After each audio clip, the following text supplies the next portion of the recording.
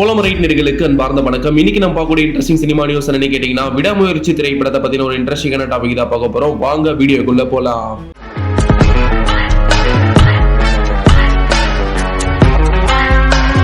அஜித் ரசிகர்களால் எதிர்பார்த்து காத்துக் கொண்டிருக்கும் திரைப்படம் விடாமுயற்சி. லைகா நிறுவனம் அஜித் மகிழ் திருமணி கூட்டணியில் உருவாகி வரும் விடாமுயற்சி படத்திற்கு அனிருத் இசையமைக்கிறார். மேலும் திரிஷா, அர்ஜுன், ஆரவ், பிரியா பவானி சங்கர், ரெஜினா உள்ளிட்டோர் நடித்து வருகிறார்கள். இப்படத்தின் படப்பிடிப்பு ஆரம்பத்திலிருந்து அசர்பைஜானில் நடைபெற்று வந்தது.